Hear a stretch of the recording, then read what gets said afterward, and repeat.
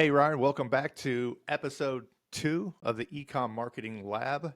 Another exciting week of managing clients, dealing with the ups and downs, the round and round, and everything that makes e-commerce exciting.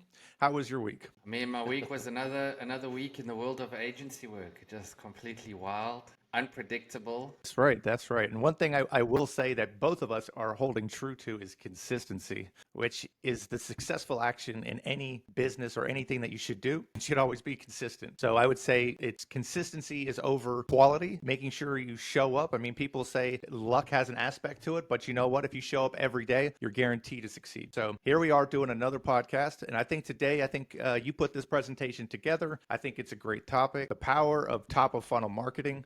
It is exciting. I did have one thing to share before we get into the presentation. Just wanted to let everybody know we are team leads at Bullseye Sellers, if you guys are not aware of that. And here we are. So here's Ryan Duminy, and here I am here. We've been working at Bullseye for about 5 years, and we have managed a lot of brands. We're doing this podcast to add educational on a deeper level and add value. Here we are, team leads. Just wanted to show this before we get started. Yeah, okay. So first of all, many people have some idea of a funnel. Guess what, guys? That's not going away with AI. It's how human beings interact with something new, assess whether we like something or not. It's the process of making a buying decision. It's very important for everybody, every business owner to keep in mind. The most important part of your funnel is your top of funnel. The problem that every single startup makes and most big business make is they only care about their bottom of funnel. Why? Because the bottom of funnel is what brings back the immediate return. Let's break it down. Let's just define what is a top of funnel, what's a middle of funnel, what's a bottom of funnel. We're going to go through that in the presentation. This for me is the most overlooked and underrated part of any business. It's a place where most companies make the biggest mistake. It causes the most pain for a business owner because there's no immediate foreseeable revenue from it. But as you push through, your brand grows. This is the only way that your brand's going to grow. There is no other way. Absolutely. Well, let me just add the most common mistake that people do in business, and that is that they are bottom of funnel from beginning, middle, and end. All they're trying to do is close, close, close, and that is probably, in my opinion, the most common mistake that people make. Top of funnel, it falls into the awareness stage. So let's like awareness. People become aware of your brand, your product, your offering. Now, aware does not mean that they're buying it. Okay, please, I'm going to repeat that over and over. They become aware of your brand. This costs money, guys. It takes effort. There's an energy associated with someone becoming aware of your brand, aware of your product. That energy is a phone call, a cold call, whether that energy is standing at a stand at a convention, whether that energy is being at a farmer's market selling your product to people who've never heard about you with, or whether that energy is translated into cash that you're pouring into Meta or YouTube or TikTok videos. That is all awareness. Now, awareness doesn't necessarily bring a sale. Putting flyers on people's cars is awareness. All right, that's an energy expended towards people who don't know who you are and what you are. It's the first touch point where potential customers discover your brand exists. All right, then you've got interest. I just want to simplify that and just define what that means. Awareness means knowledge or perception of a situation or fact, which would be perception that you exist. You have to realize when you're selling a product and you're brand new, nobody knows who you are and you do not exist. And this applies to startups. This applies to brands that believe that they're big. Maybe you're making 4 million a year. You know, there are many customers who should be buying your product who are not aware that you even exist. They don't know. It's a first touch point. Most products need 12 touch points to become a purchase. So what does that mean? That means that one individual has had 12 interactions or visually seen somehow interacted with somebody 12 times. So there's 12 touch points. There's multiple attempts at one person to convert them from cold, from never hearing about you to knowing about you to making a decision that they like you and then buying what you're selling. Interest is the next part of the funnel. It's a middle of funnel. Prospects begin researching your product or services. I'm just going to pause right there. You know, nobody's going to search you when you're on Amazon and they don't know about you. So what are they searching if they don't know about you? They're searching broader keywords that relate to your topic. Let's just say this is off of Amazon, Google. Broader keywords that relate to your topic. Best whatever you do. Good whatever you do. Reviews, whatever you do. And that would go more into consideration phase because they've gone from interest into now reviewing you, finding other people's reviews. We've gone from awareness to interest. Prospects begin researching your products and services. First, they didn't know about you. Now they know about you. Now they research your products and services. At this point, guys, your competitors show up. All of your competitors who are very smart show up at the same time. One mistake I see at this point a lot of brands make, there are some huge brands who just say they don't want to bid on their branded keywords. No problem, because they think that people who are searching their branded keywords are going to buy their products anyway. I have something to add to that topic because I've had that conversation a few times myself. It is probably one of the more humorous conversations, and typically my rebuttal in that situation is if you don't advertise your brand, somebody else will. If somebody's searching your brand and you want your competitor to take your sale, do not do any defensive advertising. Anybody has the ability to bid on your brand name keywords. That's a totally legal thing all over the world. So if you're not going to be bidding on your brand name keywords, other people are. And I can show you numerous examples just how deep they can go to make people think they're clicking on your brand name, but in actual fact, they're redirecting them to their page and taking your customer away. So all the other brands around you that are in the awareness phase, that are doing very good top of funnel marketing, are stealing all the customers from all the brands who feel it's not necessary to do any brand search term PPC. They're considering you along with your competitors. So evaluating options, comparing your offering with competitors. Have you put enough detail on your PDPs? Is there enough reason for them to be considering you? Are you organic? Do you have everything that they are wanting when they are making that purchasing decision? Whatever your strong point is, these people need to know. These USPs, they're unique selling propositions. They're the identifiers that make you stand out from the rest. This has to be crystal clear. And it's what we as marketers put together. We create a flow so that we control where they go by retargeting and making sure that this information is right in front of their faces so that it happens automatically. They're not even aware of the fact that we have shown them everything that they should be seeing along the way to be able to make the final bottom of funnel decision, which is a conversion. They are ready to make the purchase. There's so much to this. It is everything. Marketing 101, this is what it's about. People confuse marketing with selling. Marketing is not selling. This is marketing. Marketing is getting people through a funnel to a point where they are ready to purchase.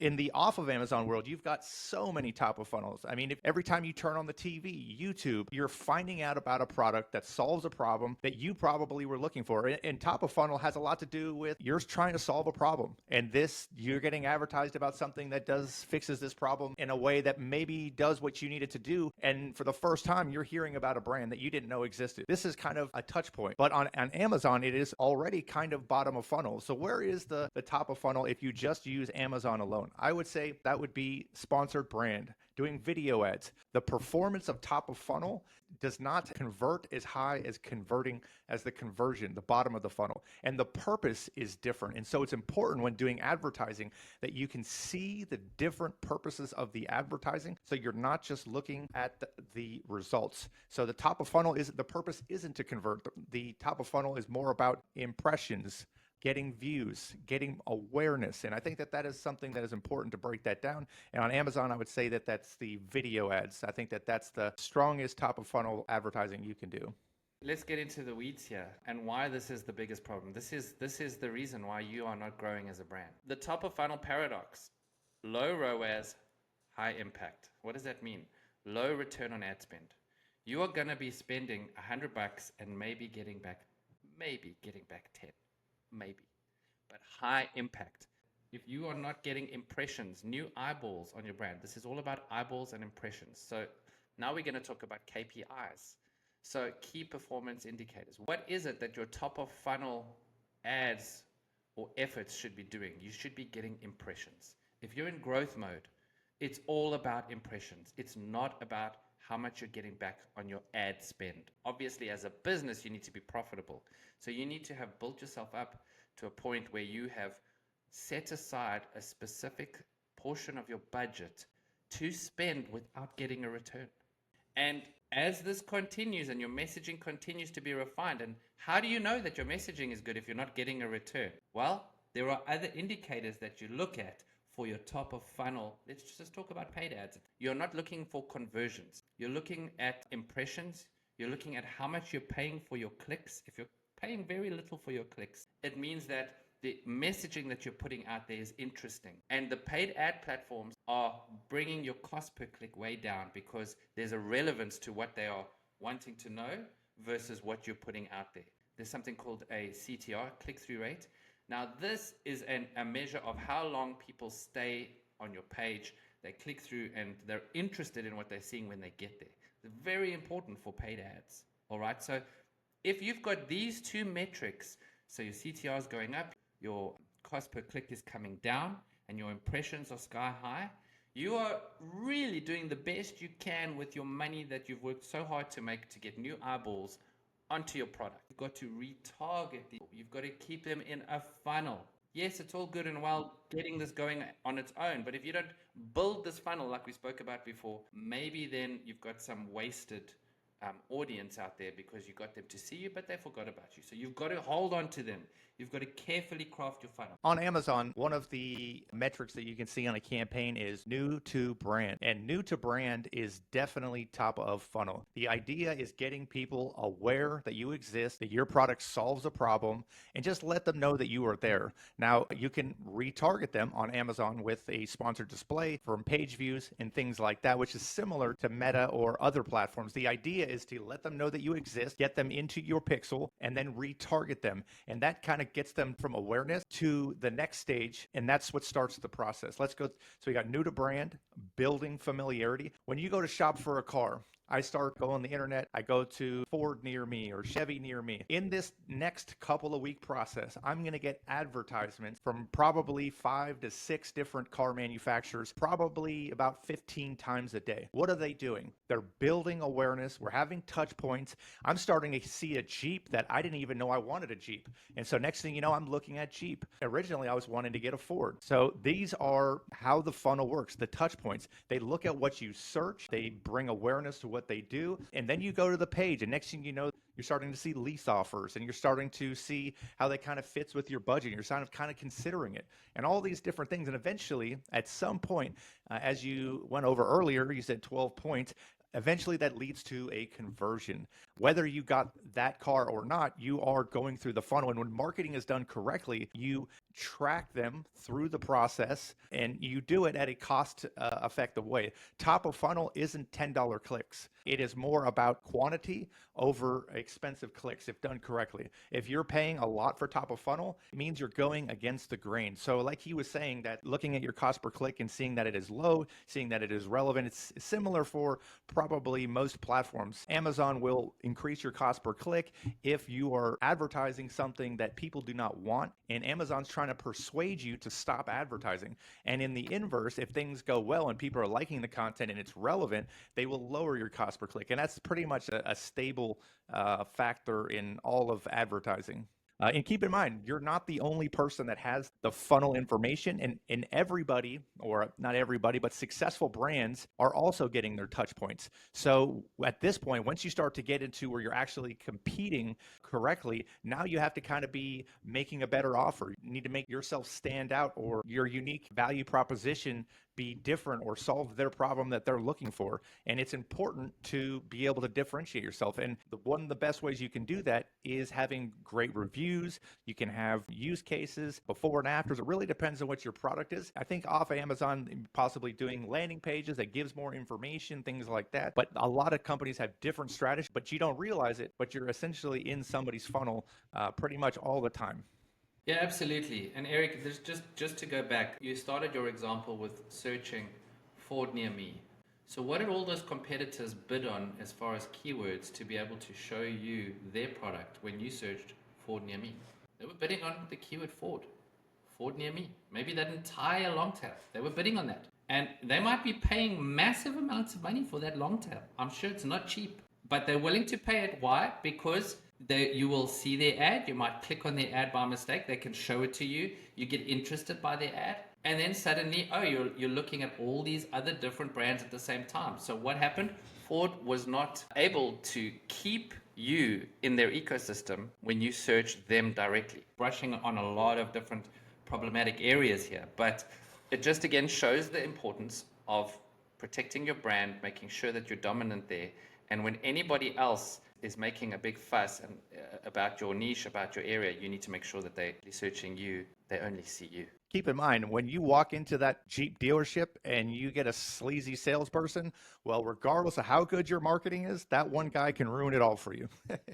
How top of funnel drives search volume and demand. So we've got our awareness campaigns, YouTube ads, meta campaigns. Introduce your brand to cold audiences. What's a cold audience? These are people that have never heard about you before. They don't know that you exist. This is exactly what you want to be doing. You want people who have no idea that you exist to have an idea that you exist. They aren't actively searching for your product. You're putting yourself in front of them. You're forcing your product, your brand, in front of a prospective customer. Now, don't go and shove an irrelevant product in front of somebody who doesn't want to buy it. That is not marketing. That is not what we're saying here. It's a cold audience who has some reason to be looking for you or what you do. Okay, so there is tact to this. It's not tactless marketing. It's tactful awareness campaigns and then increased search interest. So this is a very important point. I don't want to glance over this. This is something that people need to really, really, really understand. You go from awareness campaigns to increased search interest. What exactly have you just done right there? Awareness campaign to increased search interest. You have increased the search volume for your specific product or brand. Your action on the top of funnel, you have physically manipulated your search volume. How do I increase the search volume for my product or my brand? Very simple. Go crazy on your awareness campaigns to cold audiences who should be interested in your product or brand. That's all you do. How do you grow as a brand? It's right there. That's what you do.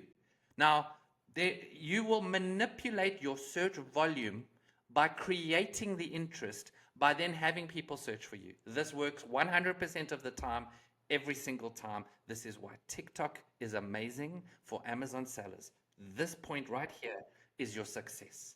It's your make break. There is no secret. There is no magic bullet other than what you just read right there. Yeah, one thing that I was going to add to that is that in our slide in the awareness, I would definitely add TikTok as a high top of funnel social media platform. I think it's probably one of the fastest growing, and it's definitely cannot be ignored. And one thing that you can tell when it comes to awareness is since they've never heard of your product, they're not searching for your product. They're typically searching for what the product solves or what the product does. And so when they're on Google and you're selling like an eczema cream, they might be searching for trying to solve a specific issue with that cream.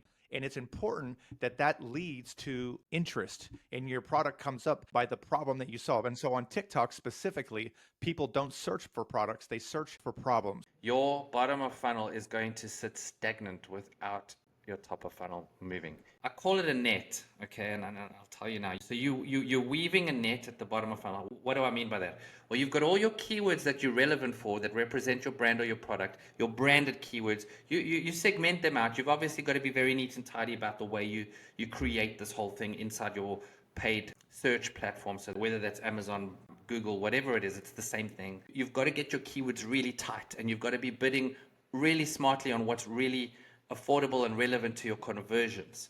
Now, once you've weaved this net like super tight, you are sitting there at total effect.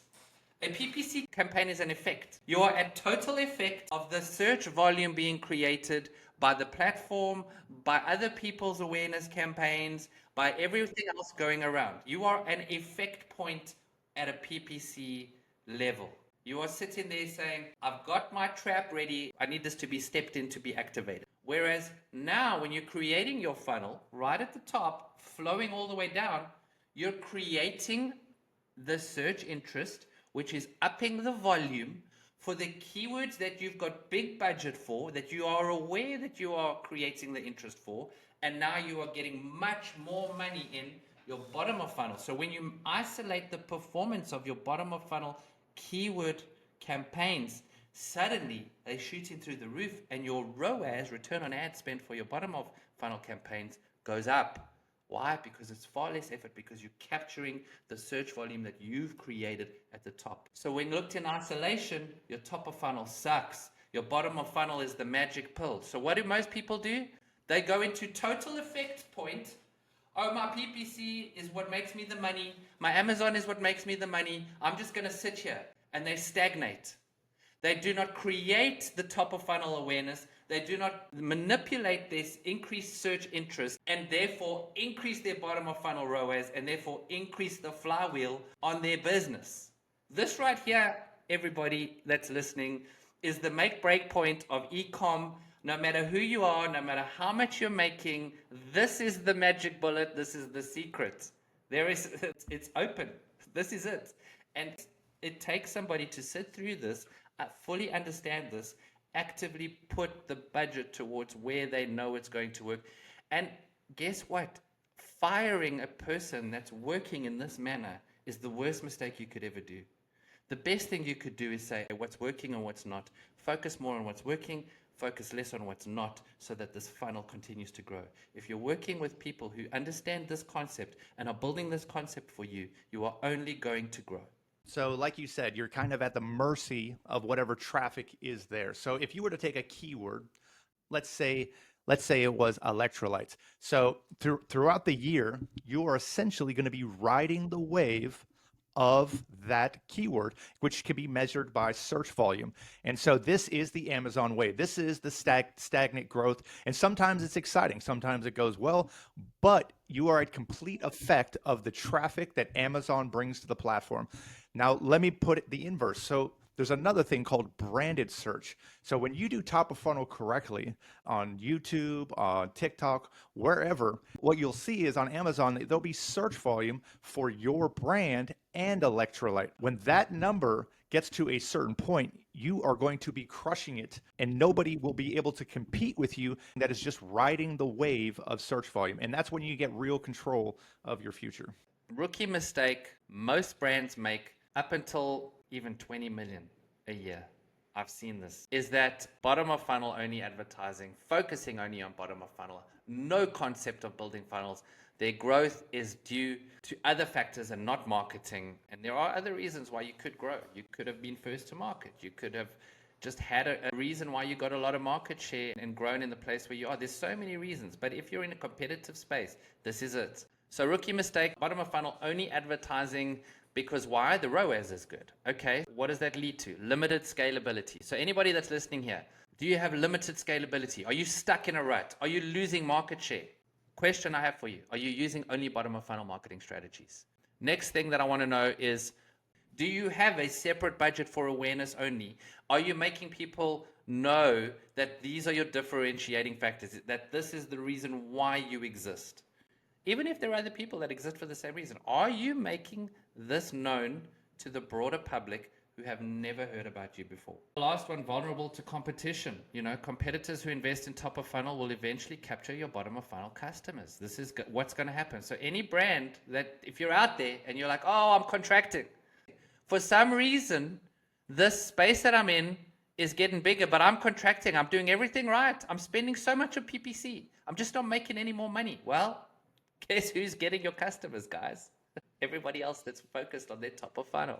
Lucky, as they would say, but luck in e-commerce can be defined by catching a trend early. What that means is catching search volume early. And so you essentially are riding the wave of a trend that you are not controlling, and you would probably define that as luck, but it could be defined by search volume. And if you do that, that's amazing. It's fantastic. However, most people, once they plateau, there's going to be a point where the bottom of funnel kind of reaches a point where on Amazon, your subscribe and save is typically your only thing growing your top line.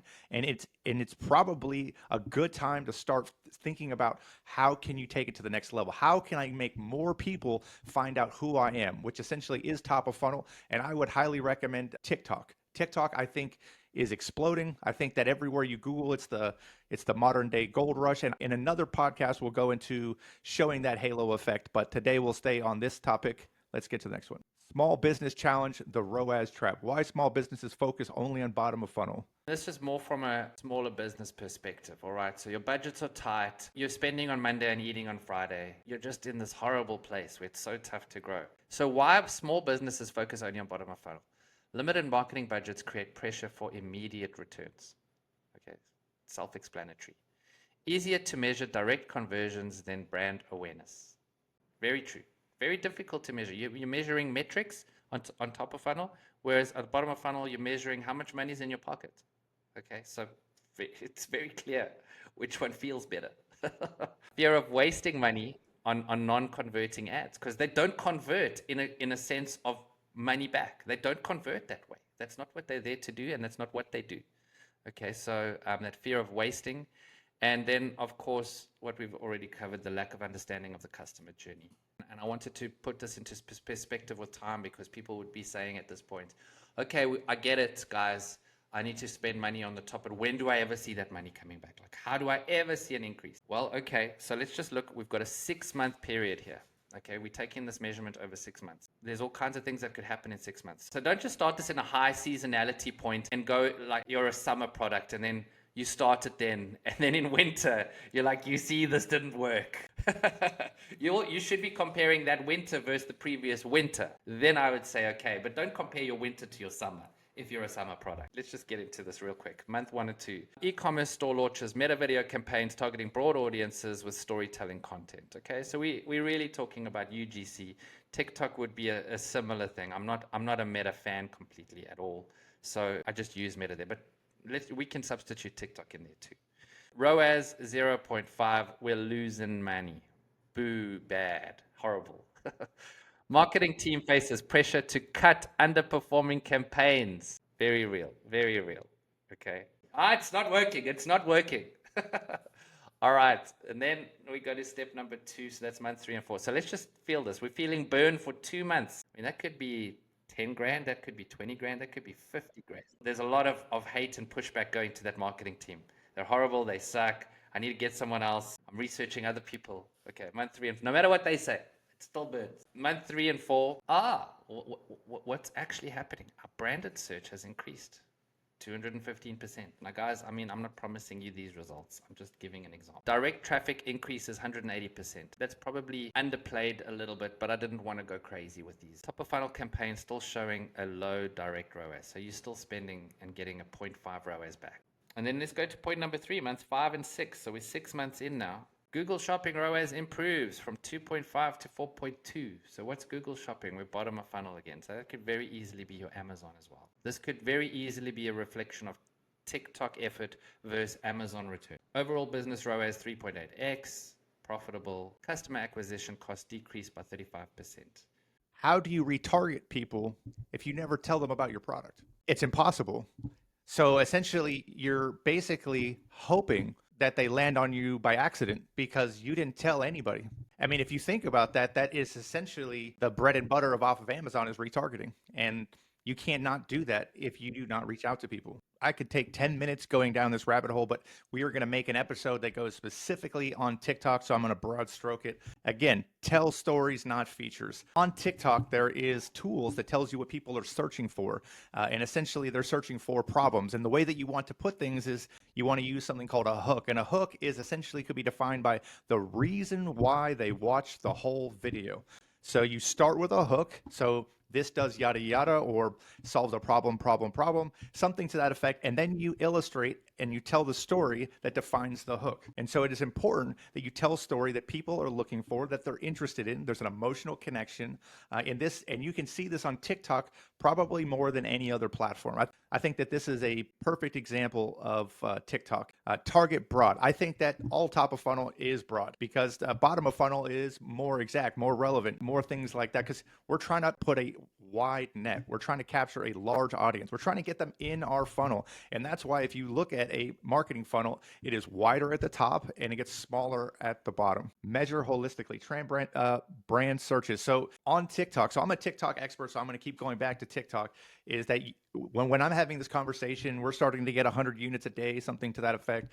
First thing that I like to go is look at the branded search on Amazon. And when we start to see a spike or we start to see search volume that never existed, This is because people are searching for your product. The only way on Amazon that you can attribute off of Amazon marketing is through branded search. People are specifically coming to look for your product. They're not on Amazon and just searching for basketball. They're searching for Wilson basketball, something like that. And then you can kind of tell sometimes which product it is because they use a little gimmick where they'll say as seen on TikTok or something to that effect. But this essentially is so important this day and age. And I think that that's what's causing the gold rush on TikTok, is because how explosive the top of funnel effect is. I think we did a survey in our group. I think they came back that I think it was something like 61% of all people that we've advertised to on TikTok end up buying off of platform, either D2C or Amazon. And honestly, me included, I would rather buy on Amazon as well, because on Amazon you can do no wrong. You could buy a banana, take a bite, and you could return it, no questions asked. Again, it's also free shipping. Amazon, you can do no wrong. So top of funnel, if you're not doing it, you're essentially riding the wave that is being created by the platform that you are on, and you are a complete effect of your future progress and success, because the other brands that are doing it are succeeding and getting ahead. They're feeling that burn for a few months, but eventually they will be top of page one, and you will be wondering how they got there. It takes a team that knows what they're doing. That takes time to build trust. It takes time to pick the right agency. And so I definitely understand, but when done correctly, it makes it so that you are a machine that cannot be stopped, and you have your own branded search. You're your own machine. You're building your own customers, and that's what it's all about. I do agree. I think this was a great episode. It's definitely very broad strokes, but I think we'll have some supporting episodes in the future where we can break it down, maybe on a marketplace by a marketplace. Maybe we'll do TikTok. Maybe we'll do some Meta. But again, come back, circle back, subscribe if you like it, and I will see you guys next week.